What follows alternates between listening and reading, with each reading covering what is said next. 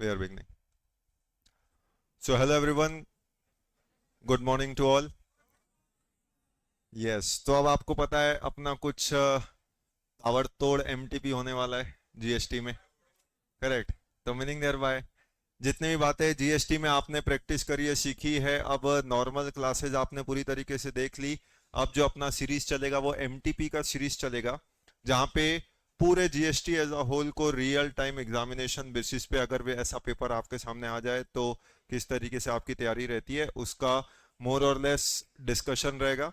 Discussion के साथ साथ जैसे केस बेस्ड एमसीक्यूज है तो उसका क्या लॉजिक है, एक लॉजिकल आंसर्स के साथ भी अपन बात करेंगे. ठीक. तो ऐसा ही एक एमटीपी है. जब आपके एग्जाम में बात आती है तो एग्जाम में आप देखें, this is section B GST 50 marks का. तो सेक्शन बी जीएसटी 50 मार्क्स का खास बात है जो एग्जाम में आपको ध्यान देनी है कि working notes also form part of the answer. तो वर्किंग नोट आपके आंसर का हिस्सा बनता है. तो always there is a step marking, खास तौर पे क्वेश्चन नंबर 1 जो आपको हमेशा लगता है कि कोई ना कोई एक पॉइंट है जहां आप फंस जाते हैं जिसके कारण पूरा क्वेश्चन गड़बड़ा जाता है. तो वो एक पॉइंट के गड़बड़ाने से पूरा क्वेश्चन नहीं गड़बड़ाता. There is always scope of step marking. तो वो स्टेप मार्किंग आपको मिलती है. तो अजम्पशंस कुछ खास बातें आप जब अपना आंसर लिखें, खासतौर पे जीएसटी में तो ये वेरी इंपॉर्टेंट है, क्योंकि कई बार कई चीजें आपको अजम्पशंस लेके सॉल्व करना पड़ता है. जैसे आईटीसी है, क्वेश्चन में अगर नहीं लिखा हुआ है कि आईटीसी की कंडीशंस फुलफिल हो रही है कि नहीं हो रही है, तो मेरा सबसे बेसिक अजम्पशन ही एक पॉइंट इसी बात का चल जाएगा कि assuming all necessary conditions for claiming ITC is fulfilled. Correct. तो ये सारी बातें, भले ही आपको क्वेश्चन पेपर जो आया हुआ है वो May 25 अटेम्प्ट के हिसाब से आया हुआ है, बट इसका अपन डिस्कशन जो करेंगे वो with respect to our relevant exam जो है उसके हिसाब से करेंगे. तो अगर उसके बाद के भी कोई चेंजेस हैं तो अपना discussion with respect to our examination रहेगा, क्योंकि आप जानते हैं GST is full of changes. हो सकता है आज मैं पढ़ा रहा हूँ अगले अटेम्प्ट के लिए वो वैलिड ना हो, may be a possibility. Correct. तो अभी अपना जो डिस्कशन होगा वो फुल ऑन अपने एग्जाम के लिए होगा. करेक्ट. तो अब ऐसे इंस्टेंसेस में सबसे पहले शुरुआत होती है आपकी एमसीक्यूज से. एमसीक्यूज में दो पैटर्न पे है. 15 मार्क्स का आपका एमसीक्यू है और 35 मार्क्स का डिस्क्रिप्टिव है. तो पहला डिस्कशन अपना एमसीक्यू पे चल रहा है. नाउ केस बेस्ड एमसीक्यू की खासियत आप जानते हैं, जब भी क्वेश्चन आता है तो ऐसा नहीं होना चाहिए कि पूरा क्वेश्चन आप एक बार में पढ़ रहे हैं और फिर उसका पूरा रिक्वायरमेंट्स एक बार में पढ़ रहे हैं. केस सिनेरियो एमसीक्यू की एक खासियत होती है कि हर पैराग्राफ एक एक अलग केस है, और वो जो केस होता है वो उस पैराग्राफ से रिलेटेड आपसे एक सवाल पूछता है. तो रेदर देन पूरा केस बेस्ड एमसीक्यू एक बार पढ़ ले फिर उसका रिक्वायरमेंट एक साथ पढ़े, पैरा टू पैरा चलते चले और क्वेश्चंस भी साथ साथ देखते चले, तो आपको वो इजी टू अंडरस्टैंड होता है. ठीक. जैसे एक सिंपल पहले पढ़ लेते हैं क्या बोल रहा है. एमसीक्यू पढ़ रहे हैं. Ecotech Solution Private Limited is engaged in manufacturing supply of energy product and solutions across multiple states. तो उसका मैन्युफैक्चरिंग का काम है. The company manufactures solar panels and also imports certain category of solar panels as per customer orders. तो solar panel का मतलब goods का काम है. कंपनी ऑल्सो मतलब सोलर पैनल गुड्स तो हो गया, उसके साथ क्या बोल रहा है, it also provides installation service and annual maintenance contract for its product. तो मतलब इसका काम क्या चीज का हो गया, गुड्स प्लस सर्विस का हो गया. ओके, गुड्स प्लस सर्विस का काम हो गया, नो डाउट. ठीक है, देख लिया अपन. उसके आगे अब आगे क्या बोल रहे, मतलब पहला पैराग्राफ तो एक तरीके का इंट्रोडक्शन था कि कंपनी क्या काम कर रही है, क्या चीज का मैन्युफैक्चरिंग है, सर्विस है. तो इसको देख के बस इतना समझ में आया कि इसका गुड्स प्लस सर्विस दोनों का काम है. करेक्ट. और मल्टीपल स्टेट्स में है, मल्टीपल स्टेट्स मतलब एक स्टेट का ही काम नहीं है, मल्टीपल स्टेट्स में. तो मतलब हो सकता है इंटर स्टेट भी हो. इतना पढ़ने से आपको एनालिसिस अपने आप समझ में आना चाहिए. Company received an advance payment for bulk order. Advance मिला for bulk order of goods. Goods goods goods goods का एडवांस मिला. काम गुड्स प्लस सर्विस दोनों का है, एडवांस मिला है गुड्स का. इन मार्च 24, गुड एडवांस कब मिला, मार्च 24 में, but the delivery was completed in May 24. लेकिन उसकी डिलीवरी कब हुई, May 24 में हुई. करेक्ट. तो गुड्स मिला मतलब एडवांस पैसा मिला होगा मार्च 24 में, उसकी डिलीवरी हुई May 24 में. Amount of advance receive by the company was 1 crore रुपए एडवांस के तौर पे मिला. ठीक. During the month of March 24 company sold goods worth 5 crore and provided services amounting to 1 crore. Goods 5 crore का बेचा और सर्विसेज 1 करोड़ की दी कस्टमर को मार्च 24 में across India. Goods worth 1 crore sold under multiple invoices were returned by customer due to defective quality in month of March which are originally sold by the company in January 24। मतलब कुछ एक सामान होगा जो company ने जनवरी 24 में बेचा था, उस समय कितने का सामान बेचा था, लगभग 1 करोड़ का सामान बेचा था अंडर मल्टीपल इनवॉइसेस, अलग अलग कस्टमर को बेचा होगा, वो सब रिटर्न आए। वो रिटर्न आया मार्च 24 में। मतलब आप इतना पढ़ के एग्जाम में अभी तक आपको अंदेशा हो चुका है ये पूरा सवाल मार्च 24 मंथ का कि सारा डिटेल मार्च 24 में चल रहा है। तो उसमें बता रहा है कुछ एडवांस में पैसा मिला मार्च में जिसका सप्लाई हमने मई में किया है, कुछ बता रहा है कि कुछ को हमने बेचा जनवरी में था, उन्होंने रिटर्न मार्च में किया है। चलो ठीक है, ये भी देख लिए। Company issued GST credit note for the return goods March 24 में, उसका क्रेडिट नोट भी दे दिया।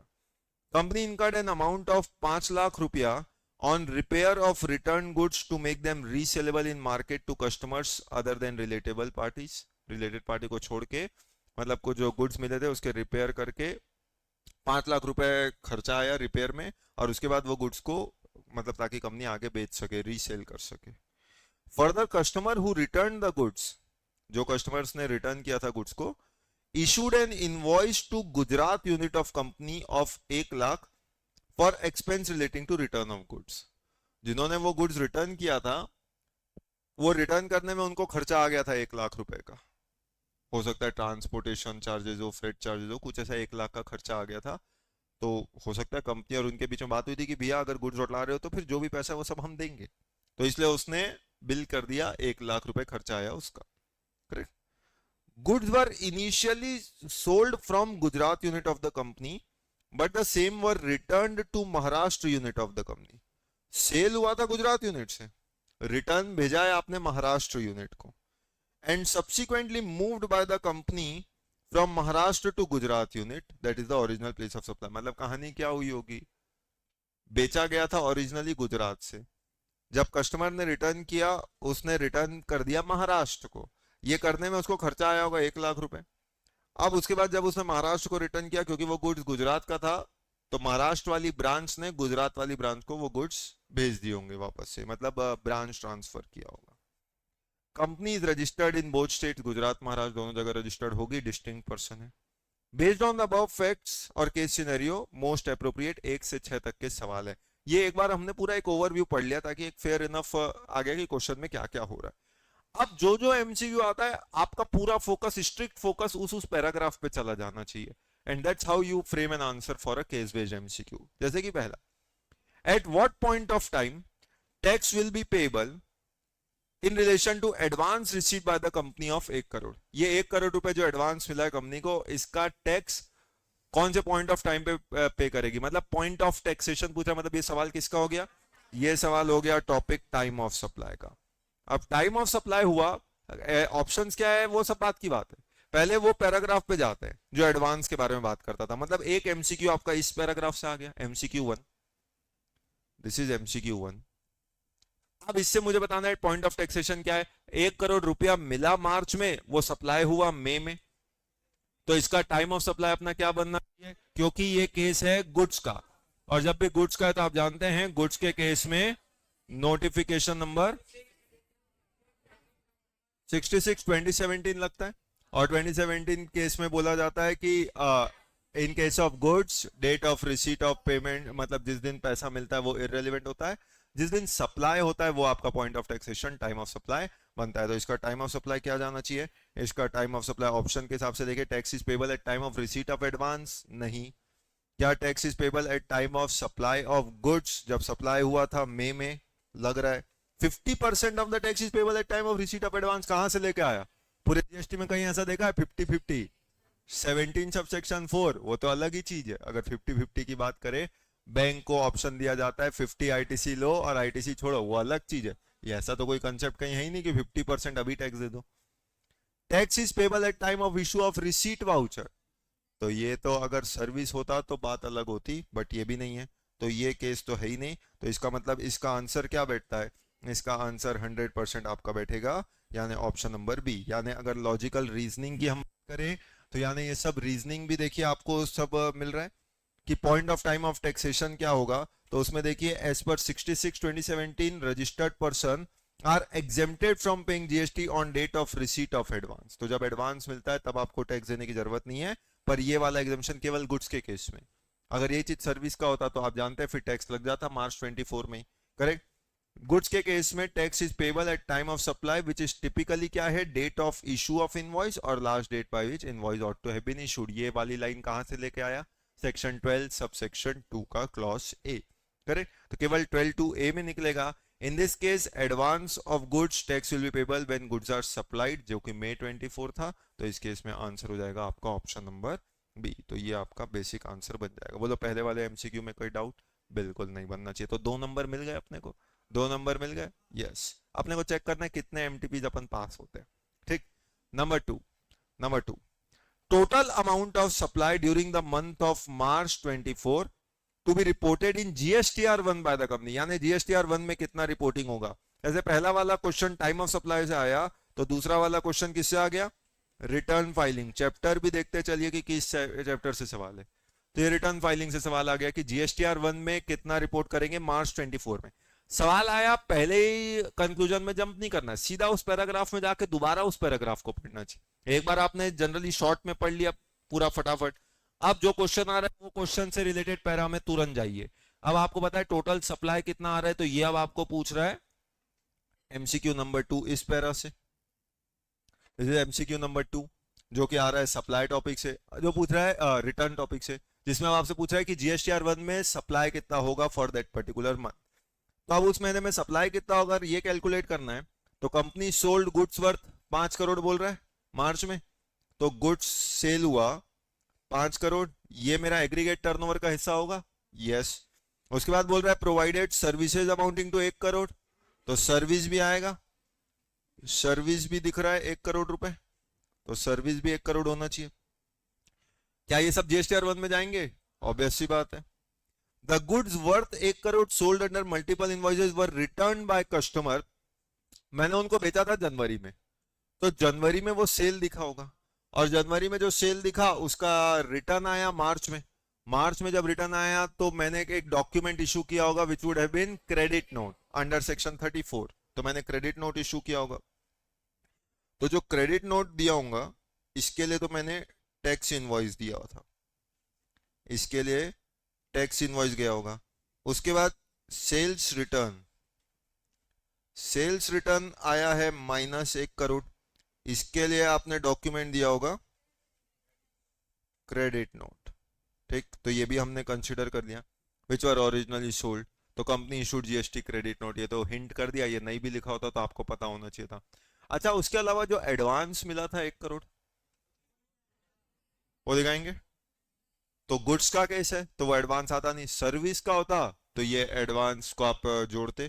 करेक्ट। बट अभी तो ये इंस्टेंस है, तो आपसे जो है वो टर्नओवर पूछ रहा है, तो टर्नओवर जो GSTR1 में दिखाएंगे कितना बैठ रहा है आपके हिसाब से, 5 करोड़ बैठ रहा है। करेक्ट। अच्छा, ये आगे का जो रिटर्न 5 लाख खर्चा हुआ रिपेयर में, ये तो सब एक्सपेंस है ना। टर्नओवर पूछ रहा है GSTR1 is statement of outward supply. तो आउटवर्ड सप्लाई के हिसाब से अभी अगर अपन ऑप्शन देखें तो ऑप्शन आपको दे रहा है 1 करोड़, 5 करोड़, 6 करोड़, 7 करोड़, क्या बन रहा है? तो ऑब्वियस सी बात है इसका जवाब हमने अभी निकाल लिया, दैट इज 5 करोड़। 5 करोड़ का कैलकुलेशन कैसे बैठ रहा है वो कैलकुलेशन भी हमने देख लिया। इवेंचुअली जो भी GSTR1 में दिखाना है, this is statement of outward supply. तो आउटवर्ड सप्लाई में आप देखेंगे तो क्या क्या आया, गुड्स का 5 करोड़ आया, सर्विस का 1 करोड़ आया, टोटल हो गया हमारा 6 करोड़। 6 करोड़ में जो रिटर्न हुआ, रिटर्न उसके लिए क्रेडिट नोट गया, तो वो 1 करोड़ भी माइनस होगा, ये भी आप GSTR1 में ही दिखाते हैं सेल्स रिटर्न। तो eventually 5 crore.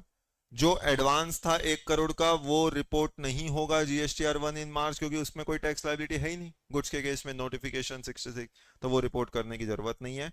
Eventual answer will 5 crore rupees. तो बोलो 4 नंबर पक्के, 4 नंबर पक्के, यस और नो? यस। अगला, which of the following option is correct in relation to returned goods of value 1 crore. अब ये ऑप्शन पूछा था, पहले इसके ऑप्शन क्या है वो देखना पड़ेगा ना। करेक्ट। ऊपर में क्वेश्चन से तो हमने सीधा पहले अपना आंसर बनाया फिर ऑप्शन देख, अब यहाँ पे तो ऑप्शन कौन सा सही है वो पूछ रहा है। करेक्ट। तो क्रेडिट नोट्स के मतलब जो 1 करोड़ रिटर्न गुड्स था, रिटर्न गुड्स की कहानी आपको पता है, जनवरी में बेचा था, मार्च में रिटर्न आया था। अब उसमें कौन सा ऑप्शन सही है वो पूछ रहे हैं। Company has an option to issue single credit note against multiple invoices. अलग अलग लोगों ने बेचा था, मैं सिंगल क्रेडिट नोट दे सकता हूँ, अलग अलग इनवॉइसेस थे। Company has to mandatorily issue separate credit note against each invoice. हर इनवॉइस का क्रेडिट नोट अलग अलग होना चाहिए। Company can not issue credit note in any subsequent period after the supply is made. Supply हुआ था जनवरी में, तो मार्च में क्रेडिट नोट दे ही नहीं सकते। Company can only issue commercial credit note and GST adjustment can not be made. आपको credit note देने का सॉन्ग चढ़ा है तो कमर्शियल क्रेडिट नोट दो बिना जीएसटी वाला, आप जीएसटी रिवर्स नहीं कर सकते। तो इनमें से कौन सा ऑप्शन सही है? तो ऑब्वियस सी बात करें, जनवरी में बेचा था तो क्रेडिट नोट इशू करने का एक टाइमलाइन होता है, और वो टाइमलाइन क्या होता है? अगले महीने, अगले साल, अगले साल कब तक? 30 नवंबर तक जो करना है वो आप कर सकते हैं। करेक्ट? तो ये अपन ने पढ़ा था सेक्शन 34 में। तो वो टाइम लिमिट था फॉर रिवर्सल 34 अपन ने 3 में देखा था। तो टाइम लिमिट की जब हम बात कर रहे हैं, ये तो जनवरी का मार्च में ही कर दिया, जनवरी का मार्च में कर लिया तो कोई प्रॉब्लम ही नहीं है। जीएसटीआर 1 में रिपोर्ट भी हो रहा है, सामने वाले बायर को आईटीसी अपना रिवर्स करना पड़ेगा, ये एक बेसिक सी कंडीशन होती है। करेक्ट? तो जो कमर्शियल क्रेडिट नोट करेंगे और जीएसटी रिवर्स नहीं कर सकते, ये तो गलत है। दूसरा बोलता है सब्सिक्वेंट पीरियड में कर ही नहीं सकते, तो फिर मैं करूंगा कब?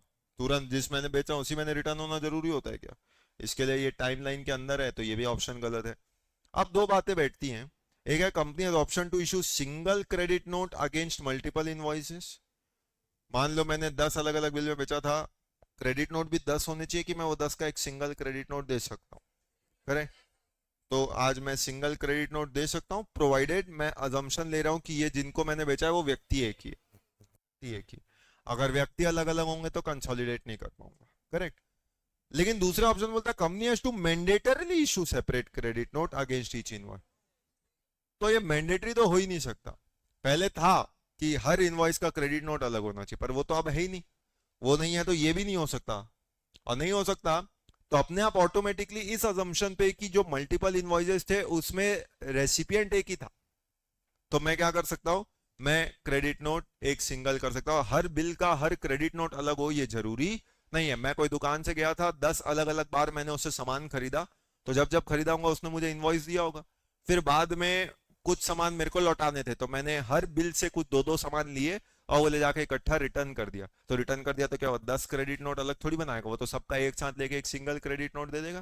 करेक्ट? तो सिंगल क्रेडिट नोट इस ऑप्शन से आंसर हमारा ऐसा ही बैठना चाहिए। करेक्ट? तो अब इस केस में बनेगा क्या?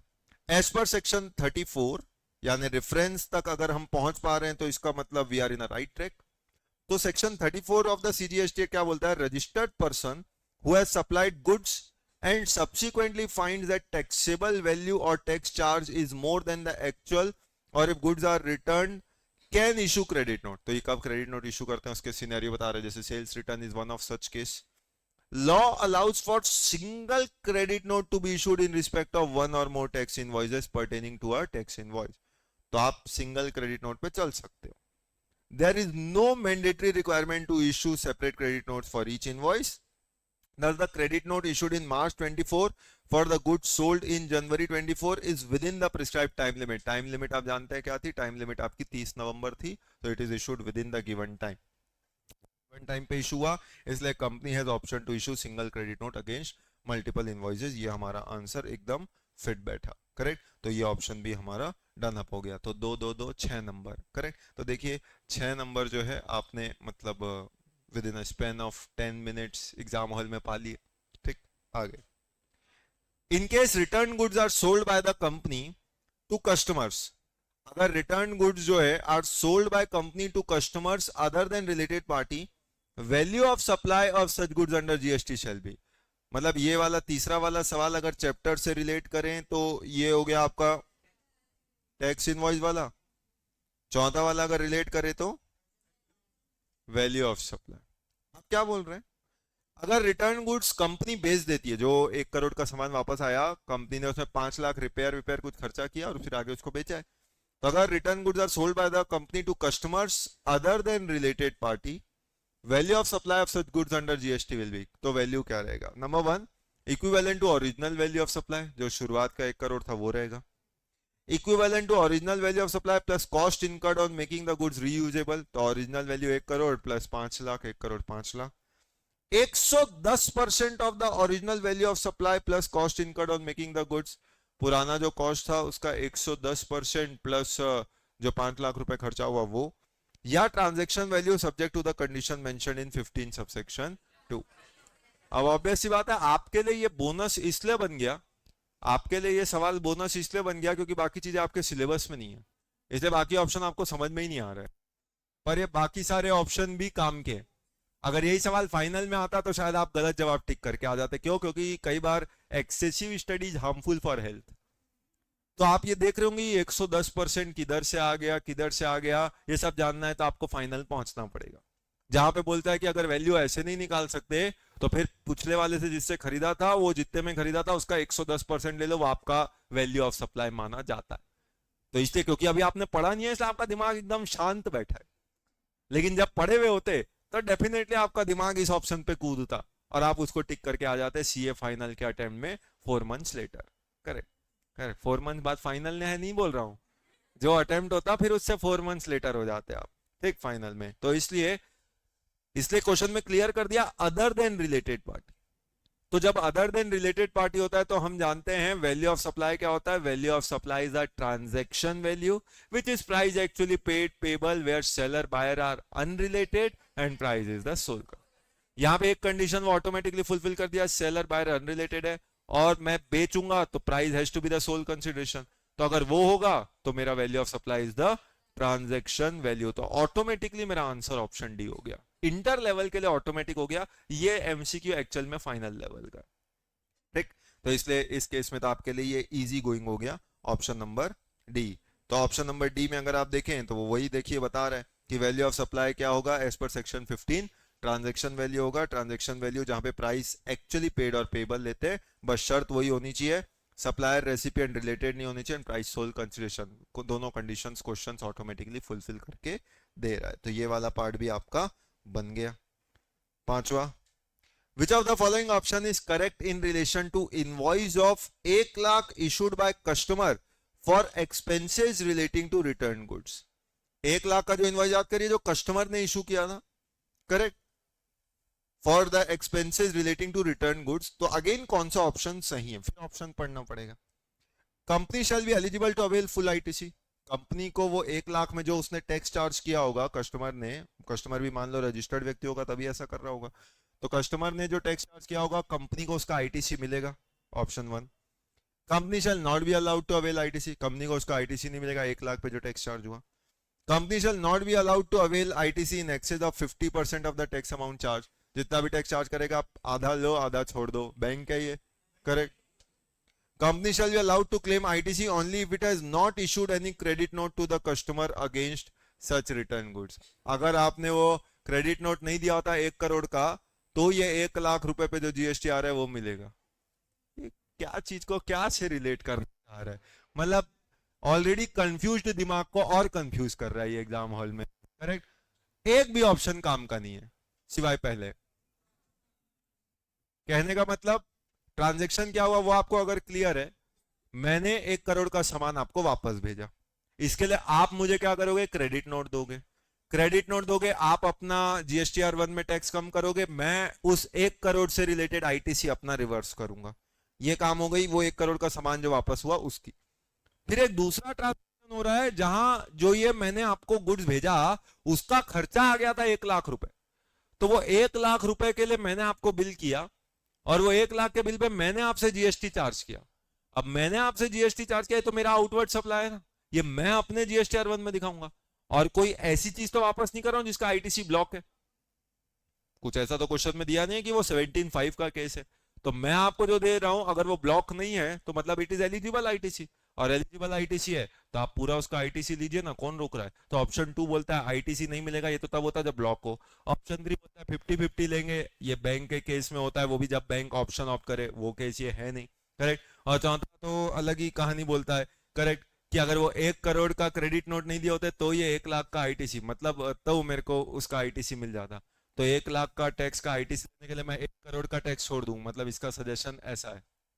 करेक्ट, तो कोई डाउट ही नहीं है, फिफ्थ का आंसर हैज टू बी ए। तो इसका आंसर ए ही होना चाहिए। कई बार ऑप्शन देख के ही हमारा कंक्लूजन तुरंत बन जाता है कि invoice of 1 lakh issued by customer to Gujarat unit for expenses relating to return of goods represent supply of service, जैसे कि हैंडलिंग और logistics, by customer to Ecotech solution.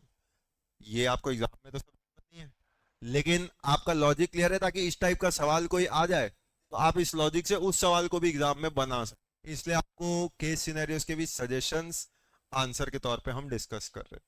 ठीक, since this service is used in course furtherance of the business handling return goods for repair resale and assuming customer is a registered person who has charge GST, obviously जब ITC का सवाल है तो वो सामने वाला tax ही तब charge करेगा जब वो रजिस्टर्ड हो।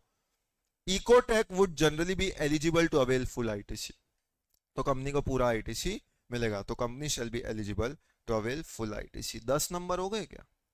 और आप पहले क्वेश्चन से डरते हैं। 10 नंबर तो अभी अपने ऐसे पक्के हो गए, में एक भी ऑप्शन अभी तक ऐसा नहीं लग रहा जो हमसे नहीं बन रहा हो। करेक्ट, तो ये सबको आपने कैटेगरी डिसाइड कर ली होगी, कैटेगरी ए बी सी कहां तक जा रहा है ये। करेक्ट, लास्ट केस बेस्ड में लास्ट है, while moving the goods from Maharashtra unit to Gujarat unit. याद करिए, गुड्स भेजना था गुजरात, भेज दिया था महाराष्ट्र, तो अब कंपनी ने महाराष्ट्र से गुजरात भेजा होगा। By the company goods shall be accompanied by. अब जब कंपनी महाराष्ट्र से गुजरात गुड्स को भेजेगी तो गुड्स के साथ साथ क्या चलेगा? Number 1, original invoice issued in January. जो ओरिजिनल इनवॉइस दिया गया था जनवरी में, वो मतलब महाराष्ट्र यूनिट से गुजरात यूनिट जाते वक्त वो ओरिजिनल बिल की कॉपी लेके जाएगा जनवरी वाली। Invoice issued by the returning customer to Gujarat unit of the company, वो 1 लाख रुपए जो खर्चे का बिल दिया था वो लेके जाएगा सामान, 1 करोड़ का सामान वो 1 लाख के बिल पे लेके जाएंगे। Invoice by Maharashtra unit to Gujarat unit of the company, Maharashtra unit ने गुजरात यूनिट को कोई एक इनवॉइस दिया होगा अपनी ब्रांच से उस ब्रांच ट्रांसफर करने के लिए, वो लेके जाएगा। या delivery challan issued by the customer to the company, कि डिलीवरी चालान की कॉपी लेके जाएगा। डिलीवरी चालान का कंसेप्ट आता अगर अलग अलग स्टेट नहीं होते, सेम स्टेट होते, और सेम स्टेट में अलग जिस्टिन नहीं होता। तो सेम जिस्टिन होता तो वहां पे इनवॉइस में इशू नहीं कर पाता, तो मूवमेंट होता थ्रू डिलीवरी चालान, रूल 55, तो वो मूवमेंट वैसा होता। करेक्ट, लेकिन इस केस में तो ऐसा है नहीं। तो अब यहां पे ये तो 2 अलग स्टेट है, और 2 अलग स्टेट है मतलब कंप्लीटली डिस्टिंक्ट पर्सन है अब, और डिस्टिंक्ट पर्सन है, दोनों रजिस्टर्ड है, तो एक जगह से दूसरी जगह जाएगा तो बिना इनवॉइस के वो जा ही नहीं सकता। तो आपको यहाँ पे जो डॉक्यूमेंट देना पड़ेगा वो डॉक्यूमेंट देना पड़ेगा invoice by the Maharashtra unit to Gujarat unit of the company. तो इनवॉइस मतलब यहाँ पे आपको टैक्स इनवॉइस चार्ज करना पड़ेगा। ठीक बात है कि नहीं? करेक्ट, सो डॉक्यूमेंट जो है वो रहेगा invoice by the Maharashtra unit, क्योंकि ये डीम्ड सप्लाई है, और ये डीम्ड सप्लाई कहां बन रहा है आप जान चुके हैं, ये भी it is deemed supply under para 2 schedule 1 7 subsection 1 का clause C, any supply of goods or services or both between distinct persons or between establishment of distinct persons or related persons even without consideration in course furtherance of business is a deemed supply. Distinct person किसको बोलते थे? 2 states दोनों जगह registered. Correct, तो you are treated as a distinct person. Correct, याद करिए आत्मा एक शरीर दो। करेक्ट, तो ऐसे पॉइंट ऑफ टाइम में सबके आत्मा एक है लेकिन शरीर अलग अलग है हर जगह, तो you need to have a separate registration, you are treated as distinct person. तो पूरा केस बेस्ड बन गया आपसे। केस बेस्ड एमसीक्यू 6 थे, वो 6 के 6 एमसीक्यू हमारे हो गए। ठीक, अब उसके बाद एक ऐसा अलग से दे देता है। अब इसमें कई बार एग्जाम हॉल में आप इतने फ्लो में रहते हैं कि आपको लगता है ये भी केस से रिलेट करके पूछ रहा है, और इसको खोजने लग जाते हैं केस में कहां दिया हुआ है। ऊपर केस पहले ही बोल दिया था 1 से 6, क्वेश्चन ध्यान से पढ़ना। तो 1 से 6 केस बेस्ड खत्म हो चुका है, अब ये इंडिपेंडेंट क्वेश्चन है। क्या इंडिपेंडेंट किया? जम्बूलाल of Himachal Pradesh starts a new business, makes the following supplies in the first month. तो वो कुछ सप्लाई कर रहा है 1 2 3। इंट्रा स्टेट सप्लाई कर रहा है गुड्स का 17 लाख, एग्जेम्प्ट गुड्स कर रहा है 1 लाख, इंटर स्टेट सप्लाई कर रहा है टैक्सेबल गुड्स 1 लाख। उसका एग्रीगेट एनुअल टर्नओवर कितना बैठा? 17 1 1 19 लाख। स्टेट कौन सा है? हिमाचल प्रदेश।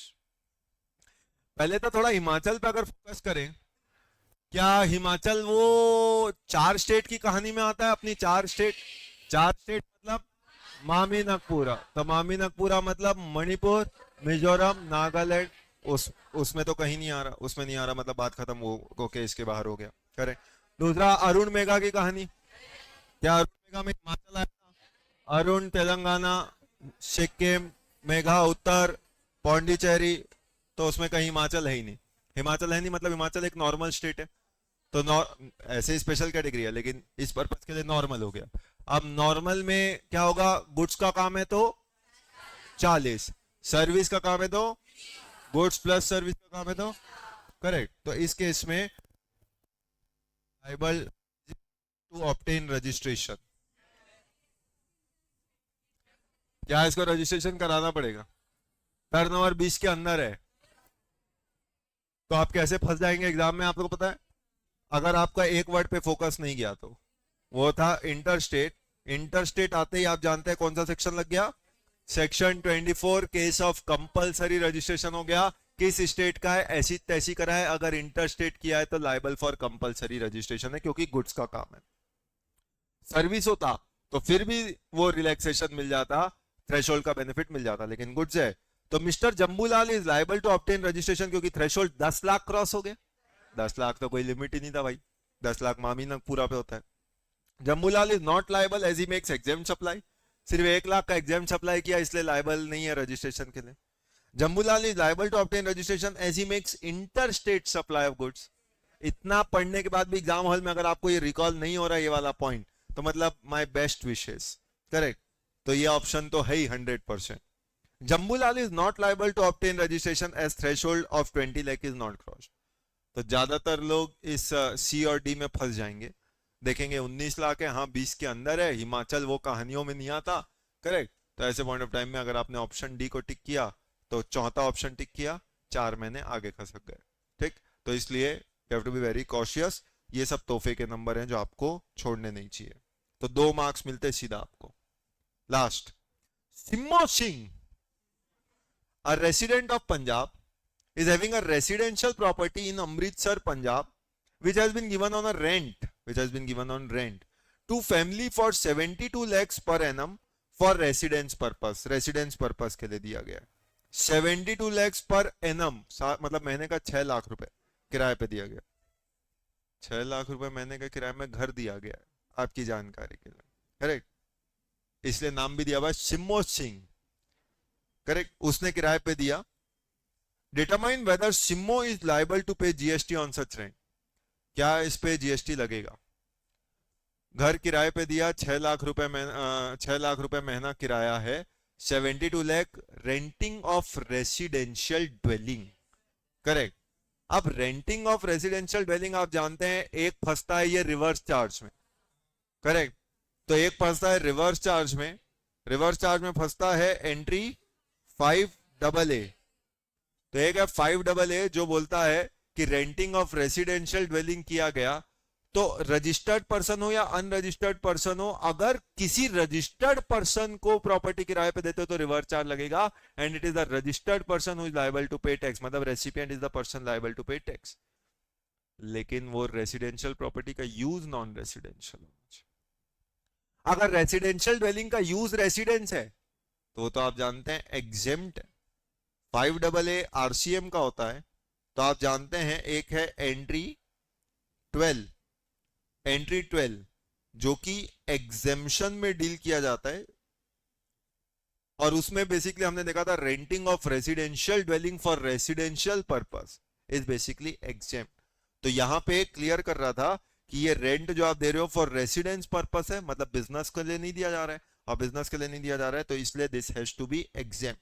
तो service by way of renting is taxable under GST? No. Service by way of renting of residential dwelling is exempt? May be yes, अभी तक के ऑप्शंस में। Service by way of renting of residential property does not constitute supply, ये petrol है, ये आपका favourite है, मतलब ऐसा तो कुछ नहीं है। करेक्ट, कुछ लोग जो नहीं समझ पाए। करेक्ट। हाँ, तो अल्कोहलिक लिकर वाला केस भी नहीं है। Simo Singh being individual is not liable to pay GST, मतलब इसने तो पूरे जीएसटी को ही साइड कर दिया। सिमो सिंह इंडिविजुअल है तो इसलिए जीएसटी नहीं देगा। बढ़िया है। ऑप्शन बी, ये आपका आंसर बैठ रहा है।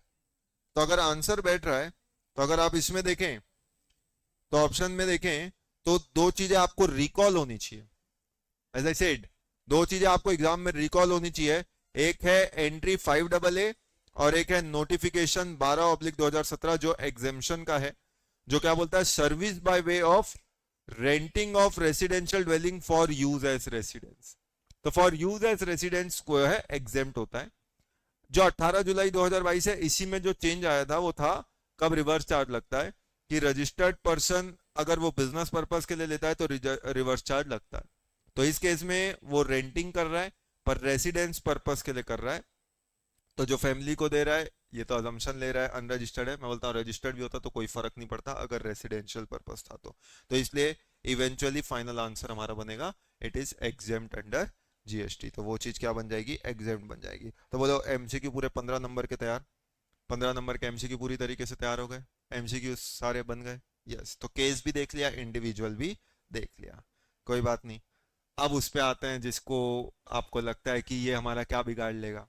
ठीक, तो as a point of time पे अब हम देखते हैं ये वाला क्या कर लेता है। आइए फटाफट। Mister Nandan Lal, a registered person under GST engaged in supplying services as discussed in table below in Hyderabad. तो सर्विसेज का काम है। सर्विसेज आते ही मन में एक शांति आ गई कि वो कंफ्यूजन करना ही नहीं है 10 20 40। तो हैदराबाद है, तेलंगाना, सर्विस है, चुपचाप 20 lakh. He has furnished the following information with respect to services provided and received by him during the month of Feb। क्या प्रोवाइड किया, क्या रिसीव किया, उसकी डिटेल जानकारियां आपको दे रहा है कि उसने क्या सर्विस दी है और क्या सर्विस पाई है। ठीक, अब ये सारा चीज देखने के बाद अब अपना अगला काम क्या है, यानी आउटपुट और इनपुट दे रहा है। ऐसे 1 2 3 4 5 6 7 पॉइंट दिया हुआ है। कुछ पहले कॉमन देख लेते हैं। रेट 9% 18% है। All inward outward are exclusive of taxes, चलो बढ़िया। ऑल कंडीशंस आईटीसी फुलफिल, मेरा एक नोट खा गया ये पॉइंट, ये नहीं दिया होता था, आप वर्किंग नोट में यूज करते इस पॉइंट को। ठीक, turnover of Nandan Lal was 2.5 crore in the previous financial year. Again मतलब एक तरीके से all transaction mentioned above are intra unless otherwise specified. तो चलो इससे टैक्स निकालने में आसानी होगी कि सब ट्रांजैक्शन इंट्रा है, मतलब सीजी और एसजी कॉलम की भरमार रहेगी। ठीक, compute net GST payable in cash for the month of Feb, calculation Feb month का है तो पूरा focus for the month of Feb होना चाहिए। क्या बोल रहा है उसमें बोल रहा है नंबर 1 कर्नाटिक म्यूजिक परफॉर्मेंस। कुछ इतना देखते ही आपको एग्जाम हॉल में वो कथक और वो सब आपको याद आता है। एंट्री नंबर, वैसे मैंने आपको बोला था एंट्री याद नहीं करना है, फिर भी आप एंट्री नंबर याद रखते हो, चलो ठीक है। एंट्री नंबर 78 आप देखते थे, जहां पे ऐसी सब performance by artist, folk, classical performance where consideration charge is up to 1,50,000 is exempt. However, services by the artist by acting as a brand ambassador, याद है, आना कपूर, करेक्ट। अभी सब याद आ रहा है, आना कपूर याद है, पर उसके साथ क्या आगे ट्रीटमेंट हुआ था वो याद नहीं है। Correct. 1,40,000 Carnatic music performance given by Nandan Lal to promote a brand of a readymade garment. तो 1,40 में मतलब प्रमोशन, ब्रांड एम्बेसडर का काम है। तो ये एग्जेम्पशन जो है वो आप जानते हैं क्या है, इट इज विड्रॉन। ये एग्जेम्पशन नहीं मिलेगा, तो ये पूरी तरीके से टैक्सेबल है। अगर अब टैक्सेबल की बात करूं, मेरे को अगर आउटपुट निकालना है तो मेरे लिए तो फिक्स है, सीजी, एसजी, आईजी, और एक इधर टैक्सेबल वैल्यू और एक इधर टोटल। तो पहले वाले में 1,40 करेंगे और 1,40 का 9%। All transaction are intra unless otherwise specified. तो सब ट्रांजेक्शन इंट्रा है तो सीजी एसजी में आ जाएगा, आईजी में नहीं आएगा। करेक्ट। तो यहाँ पे जो भी अमाउंट है 9% के हिसाब से आप निकालेंगे। 1,40 का 9% 12,600 आएगा, तो वो आपका इधर आ जाएगा। यस और नो, पहला वाला बन गया। एक एक स्टेप मतलब एक एक मार्क्स मिलते जा रहे हैं। करेक्ट। अगला, अगला, outdoor catering service availed for a marketing event organised for his prospective customer. पहले तो आपको पता होना चाहिए क्या स्टेप 1 की चीज है, क्या स्टेप 2 की चीज है। ये तो इनवर्ट सप्लाई की बात कर रहे हैं ना, इसको अभी भूल जाओ, इसको भूल जाओ, अभी हम स्टेप 1 में। Service of transportation of students provided to HSMG college providing education as a part of curriculum for obtaining recognized qualification। मतलब ये कौन सी सर्विस हो गई? मंजूनाथ की सर्विस। इसका मतलब ये नंदनलाल ही मंजूनाथ है, आज पता चला। करेक्ट। तो Nandanlal is Manjunath who is providing transportation service to HSMG college. Transportation की सर्विस अगर दी जाती है एजुकेशनल इंस्टीट्यूशन को तो वो एग्जेम्प्ट होती है entry number 66 clause B sub clause 1, वहां तक जाना नहीं है। लेकिन फिर भी आपको याद है अगर ऐसा तो फिर मेरे लिए चिंता का विषय कि इतना कितना पढ़ लिया आपने। करेक्ट। कि एंट्री 66B1 में आपने देखा था transportation of student faculty staff की सर्विस है। If it is provided to an educational institution it is exempt provided it is provided to category 1। Category 1 को अगर दिया जाता है, ये कैटेगरी 1 सिर्फ अपने खास लोगों को समझ में आ रहा होगा, बाकी ऑनलाइन में अगर कोई सुन रहा होगा तो वो आश्चर्य में होगा ये कैटेगरी 1 क्या होता है। तो कैटेगरी 1 हमने बोला था किसको? स्कूल तक, प्ले स्कूल तक, तो वो सब कैटेगरी 1। कैटेगरी 2 में अपन रखते थे कॉलेजेस, यूनिवर्सिटी। और कैटेगरी 3 तो आप जानते ही हैं, मतलब तबला, ढोलक, ये सब। ठीक, मतलब कुल मिला के वोकेशनल कोर्सेज। ठीक। तो ये एग्जेम्पशन सिर्फ कब मिलती है? अगर ये सर्विस मंजूनाथ किसको देता? डीपीएस को, कैटेगरी 1 को। उसने ये सर्विस दी किसको? रविशंकर शुक्ला को, या कोई ऐसी कॉलेज यूनिवर्सिटीज को, या आईसीआई को। दिस इज नॉट एग्जाम, और एग्जाम नहीं है तो फिर टैक्सेबल है। तो पॉइंट नंबर सी, बी को तो इनपुट है, this is relating to input. अभी हम आउटपुट की बात कर रहे हैं। तो ये जो सर्विस है 1 लाख, ये भी टैक्सेबल होनी चाहिए। और बाय डिफॉल्ट क्या होगा? इंट्रा। तो ये भी बन रहा है, बढ़िया आउटपुट, मतलब नंबर्स अपग्रेड होते जा रहे हैं। ठीक। अगला, legal service avail for official purpose from an advocate located in Chennai. अब आपको समझ में आएगा वो पिछले साल का टर्नओवर क्यों दिया था। तो पिछले साल का टर्नओवर सिर्फ ये बताने के लिए दिया था कि he was liable for registration in the preceding year. तब उसने एडवोकेट से सर्विस ली, तो जो एंट्री नंबर 45 था, जो एडवोकेट की सर्विस पे या लीगल सर्विस पे एग्जाम्पशन देता था, 45A, 45B, 45C, arbitral tribunal, legal advocates और सीनियर एडवोकेट्स। तो उसमें लीगल एडवोकेट्स या फॉर्म ऑफ एडवोकेट्स की जो सर्विस होती है provided to non business entity exempt होता था। बिजनेस एंटिटी जिसका turnover in the preceding financial year below threshold था तो एग्जेम्पशन होती थी, या फिर वो गवर्नमेंट को दिया जाता था तो एग्जेम्पशन होता था, या एडवोकेट सीनियर एडवोकेट होता था तो भी एग्जेम्पशन होता था। ये एग्जेम्पशन 45B में अपन ने देखा था, एंट्री नंबर जो आपको याद नहीं करना है। करेक्ट। तो वो अपन ने देखा था, वहां पे एग्जेम्पशन मिलता था। और इसके अलावा अगर किसी बिजनेस एंटिटी को दे रहा है जिसका टर्नओवर प्रीसीडिंग फाइनेंशियल में थ्रेशोल्ड क्रॉस कर चुका है, तो फिर उस केस में आरसीएम में it is the business entity who is liable to pay GST. तो ये क्या बोल रहा है? Service provided availed for official purpose है। तो ये क्या है? ये आरसीएम भी है प्लस आईटीसी भी है, मतलब मैं इसका टैक्स भी दूंगा और फिर उसका इनपुट लूंगा। तो ये जो मैं निकाल रहा हूं, ये अभी मैं निकाल रहा हूं फॉरवर्ड चार्ज का। फिर आप जानते हो रिवर्स चार्ज आता है, तो इसी ऑप्शन में मैं और ऐड कर देता हूं रिवर्स चार्ज का टैक्स भी, उसको मैं अलग से लिखता हूं क्योंकि उसको मेरे को जोड़ना है, और उतना टैक्स तो compulsory net payable GST payable में कैश में आना ही चाहिए। ठीक। तो लीगल वाला यानी अच्छा, नंबरिंग हमेशा आपको आदत होनी चाहिए, क्वेश्चन में जैसा दिया है वही नंबरिंग फॉलो करनी चाहिए। 1, 3 और 4। तो 4 में मैं बस यहां लिख रहा हूं 175 और उसका 9% आप निकालोगे, ये आरसीएम में टैक्स आपका बनेगा।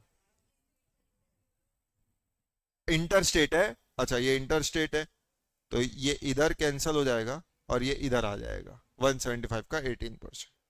अगला, service provided to IFMP bank as a business correspondent. Bank को सर्विस दे रहे हो एज अ बिजनेस कॉरेस्पॉन्डेंट, बिना सोचे समझे जवाब मत देना मेरे को। Correct. IFMP bank as a business correspondent with respect to accounts in a branch of bank located in urban area.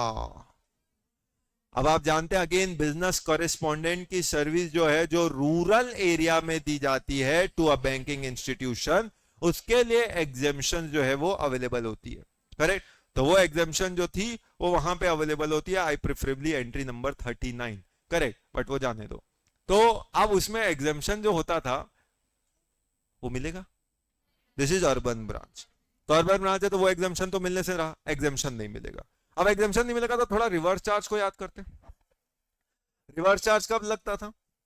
When the agent of business correspondent renders service to a business correspondent, वो reverse charge. When the business correspondent renders service to bank, तो forward charge है। Where is reverse charge? तो ये forward charge का case है। और who is the business correspondent here? Nandan Lal, correct. तो ऐसे पॉइंट ऑफ टाइम में he is the service provider, तो ये फॉरवर्ड चार्ज का केस है, this is not reverse charge. तो यहां पे क्या आ जाएगा?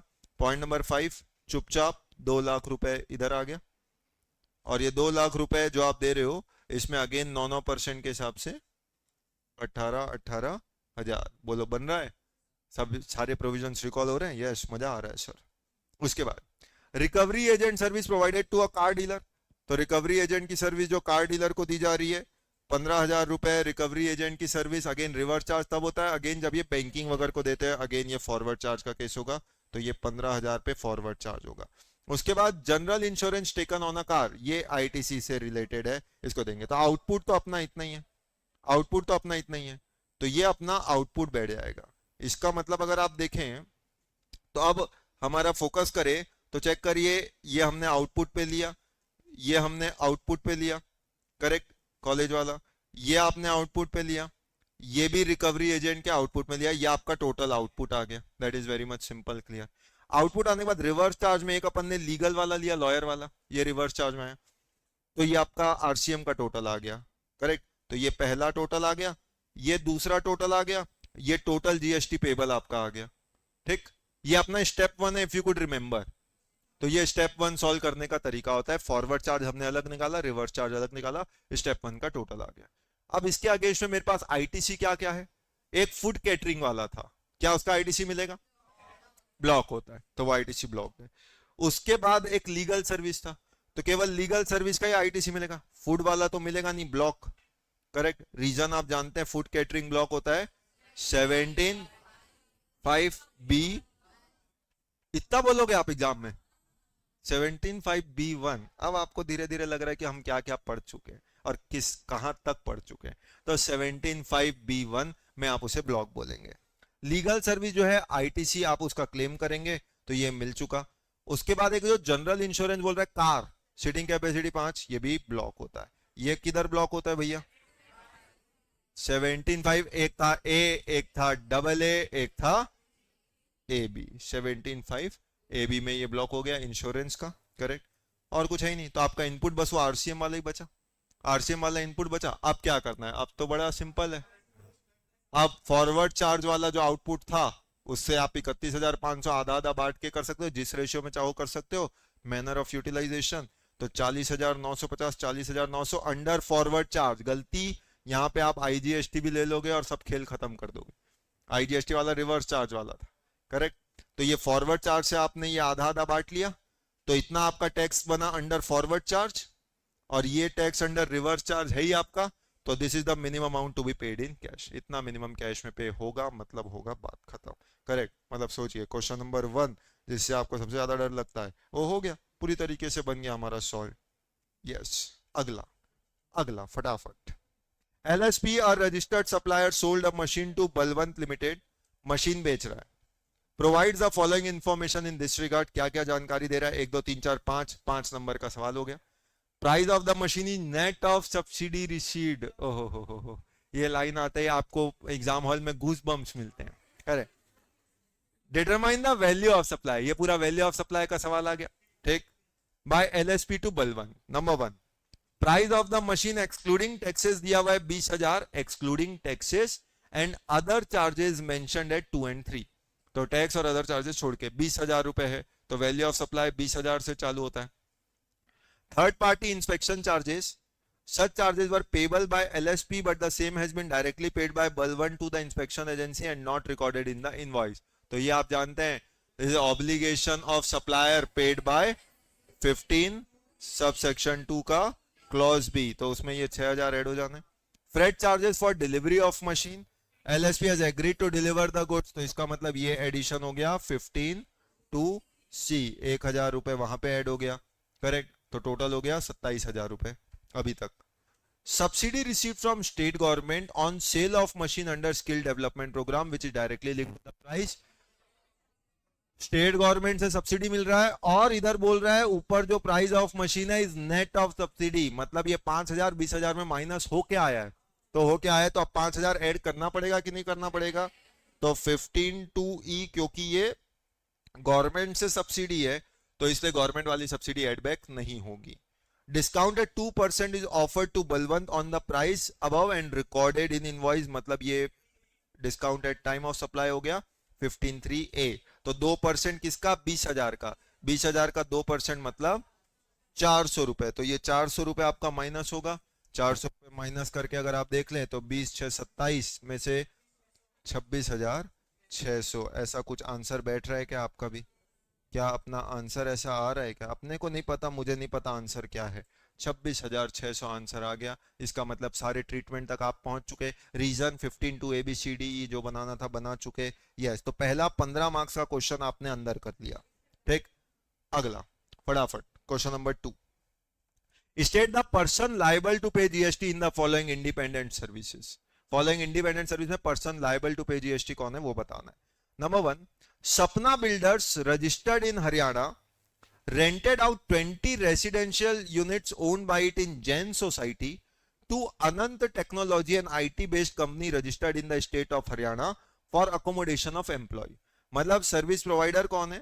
सपना बिल्डर, और उसने किराए पे दिया किसको? अनंत टेक्नोलॉजी को, correct. An IT based company, तो ये कंपनी है. और क्या कर रहा है? रेंट कर रहा है. Renting of residential dwelling. कौन सा है? Rent of residential dwelling. Again entry 5AA, जिसमें रिवर्स चार्ज कब लगता है? जब सर्विस प्रोवाइडर एनी पर्सन हो to service receiver registered person है तो it is the service receiver who is liable to pay GST under reverse charge. ये exam का बता था. Renting of residential dwelling for residential purpose. वो residential purpose उस व्यक्ति का होना चाहिए, सर्विस रेसिपिएंट का होना चाहिए. यहां पे जो सर्विस रेसिपिएंट है वो अनंत टेक्नोलॉजी है, और रहते कौन है? रहते उसके एम्प्लॉइज है. तो इसका मतलब आप जो सर्विस दे रहे हो वो कंपनी को दे रहे हो. It is taxable under reverse charge and it is Anant technology IT company who is liable to pay GST under RCM. तो इस पे RCM लगेगा. अगला, messrs Verma consultant a partnership firm registered in Delhi as a regular tax payer paid sponsorship fees of 1.5 lakh रुपए at a seminar organized by private NGO a partnership firm in Delhi. तो एक seminar organize किया गया था बाय NGO. तो service provider कौन हुआ? NGO. A partnership firm जो किसको सर्विस दे रही है? वर्मा कंसल्टेंट, जो खुद कौन है? खुद भी एक पार्टनरशिप फर्म है. तो एक पार्टनरशिप फर्म दूसरी पार्टनरशिप फर्म को सर्विस दे रही है किसकी? स्पॉन्सरशिप की. स्पॉन्सरशिप की सर्विस जो है, अब आप जानते हो, any person other than body corporate is rendering service to a body corporate or a partnership firm. It is the body corporate or the partnership firm who is liable to pay GST under reverse charge. तो यहां पे इसके answer, अब ये answer आप जानते हैं ये रिसेंट अमेंडमेंट है. तो ये रिसेंट अमेंडमेंट है, इसलिए आपके आंसर में बस क्या ऐड करना है? इनके service provided by any person. बस आपको यहाँ पे एक वर्ड ऐड करना है, वो है other than body corporate. Way of sponsorship to any body corporate or partnership firm, GST is liable to be paid under reverse charge by such body corporate. तो ये आपने लॉ समझा दिया रिवर्स चार्ज का. In the given case, sponsorship service are provided by NGO to a partnership firm, that is Verma Consultant. So GST is payable by Verma Consultant on the said service under reverse charge. तो इस case में reverse charge लगेगा. ठीक, अगला, Little Smiles, a photography film has commenced providing photo shoot service in Delhi from beginning of current financial year.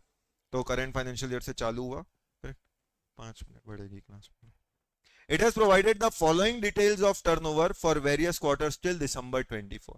तो details दे रहा है. क्या डिटेल दे रहा है? अप्रैल से जून 24 20 लाख का टर्नओवर था, काय का काम है, फोटोग्राफी फिल्म। जुलाई से सितंबर 30 लाख, अक्टूबर से दिसंबर 40 लाख। एंड हैज कमेंज मतलब ये पहला साल था, तो पहला साल था तो फोटोग्राफी फिल्म मतलब सर्विस है, तो सर्विस में आप अभी तक समझ चुके हो एग्जेम्पशन कितना मिलता है, 20 लाख तक का। You may assume tax rate to be 18%. Little Smile wishes to pay tax at lower rate and opts for composition scheme. You are required to advise whether it can do so and calculate the amount of tax payable for each quarter. तो अब क्या होगा, तो इसका मतलब हम देख चुके, इस टाइप का सवाल हम क्लास में देख चुके हैं।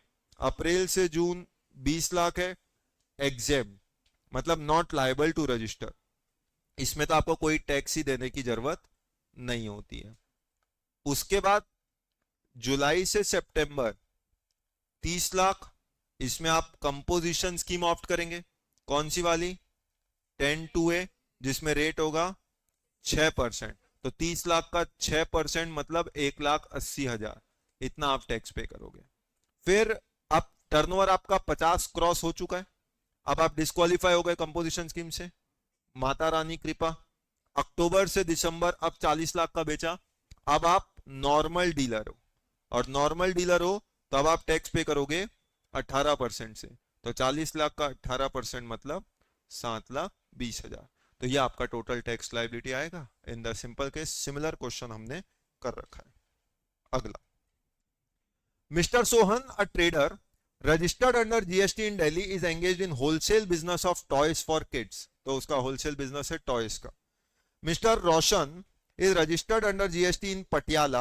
A regular return filer supplies toys in bulk to Mr. Sohan. Roshan जो है वो सोहन को बेचता है for selling to end consumers, ताकि वो आगे कस्टमर को बेच सके। Mister Sohan paying tax in regular scheme in Delhi has not filed GSTR 3B for last 2 months. Sohan ने एक गड़बड़ी कर दी, पिछले 2 महीने से वो अपना 3B फाइल नहीं कर रहा। Mister Roshan wants to generate e-way bill for toys amounting to 5 lakh to be supplied to Sohan, उसने 5 लाख का सामान बेचा तो वो पटियाला वाला जो है e-way bill जनरेट करना चाहता है, correct. Also mister Mohan from Jammu approach Sohan for purchasing toys amounting to 75,000 for purpose of return gift on his son's first birthday party, कहानियां बना रहा है। Sohan wants to generate e-way bill in respect of outward supply of goods to Mohan, तो इसके लिए वो भी e-way bill मतलब दोनों जनरेट करना चाहते हैं, इधर जिससे वो खरीद रहा है वो भी जनरेट करना चाहता है और ये जिसको बेच रहा है तो ये भी जनरेट करना चाहता है। Examine with reference to provision whether Roshan and Sohan can generate e-way bill और नॉट। तो ई-वे बिल के बारे में अगर आपको ध्यान हो तो मैंने बताया था, अगर 2 महीने तक आप ई-वे अपना रिटर्न फाइल नहीं करते तो कॉन्सिक्वेंसेज उसके यही हैं कि आपका ई-वे बिल ब्लॉक हो जाएगा, और ई-वे बिल ब्लॉक हो जाएगा तो ई-वे बिल जनरेट नहीं कर पाएंगे। अब ई-वे बिल जो जनरेट नहीं कर पाएंगे इसके लिए क्या बोला गया है, तो ई-वे बिल जो जनरेट नहीं कर पाएंगे, ये इसका डिफॉल्ट यही है, 2 महीने से आपने अपना रिटर्न फाइल नहीं किया था तो आपके लिए ब्लॉक होगा, लेकिन मैं जिससे खरीद रहा हूं उसके लिए ये ब्लॉकेज नहीं रहेगा, वो तो अपना ई-वे बिल जनरेट करके सामान भेज ही सकता है ना, मैं ई-वे बिल जनरेट नहीं कर पाऊंगा। A user will not be able to generate e-way bill for a GSTIN if the said GSTIN is not eligible for e-way bill generation. Blocking of GSTIN for e-way bill generation is only for defaulting supplier. Default किसका था यहाँ पे, जो party खरीद रही थी अपने example में ना, and not for the defaulting recipient or transporter, उनकी कोई गलती नहीं है। A person paying tax under regular scheme who has not furnished return for consecutive period of 2 tax period is considered as a defaulting person. ठीक, suspended GSTIN cannot generate e-way bill as supplier. However, suspended GSTIN can get e-way bill generated as recipient or transport. तो वो e-way bill उसके नाम से generate हो सकता है, वो जनरेट नहीं कर सकता। ठीक, in other words, e-way bill is blocked only in respect of outward movements of goods who is not eligible for e-way bill generation. It can be generated in respect of inward supply. तो इस provision को ध्यान में रखते हुए there will be no restriction in e-way bill by Roshan, क्योंकि रोशन who is making outward movement is a regular return filer, तो रोशन की कोई गलती नहीं है। यहाँ पे ब्लॉक किसका है ई-वे बिल, सोहन, तो सोहन जो मोहन को देगा 75,000 का सामान जम्मू वाला, वो ई-वे बिल जनरेट नहीं कर सकते क्योंकि आपने आउटवर्ड मूवमेंट जो है 2 महीने से ब्लॉक करके रखा हुआ था, तो इसलिए ये चीज ब्लॉकेज में आ जाएगी। अगला, Mr. Raj of Rajasthan intends to start business of supply of building material to various construction site in Rajasthan. He has taken voluntary registration under GST in the month of April. However, he has not commenced business till December. Business till दिसंबर चालू नहीं किया, तुरंत आपको ध्यान आ जाना चाहिए 29 subsection 2। Due to lack of working capital, proper officer suo moto cancelled the registration of Raj. You are required to examine whether action taken by proper officer is valid in law. तो officer ने उसका number cancel कर दिया, तो ये one of the ground of cancellation है, लेकिन direct cancel नहीं हो सकता। पहले वो शो कॉज नोटिस जाएगा REG 17, फिर आप उसका रिप्लाई देंगे 18, और 18 के बाद जो है कहानी आगे बढ़ेगी 19 और 20 में। तो he has applied for revocation of cancellation after 40 days from date of service of order of cancellation। तो 40 दिन है, पहले ये टाइमलाइन 30 दिन होती थी, अब आप जानते हैं वो टाइमलाइन 90 + 90 डेज है।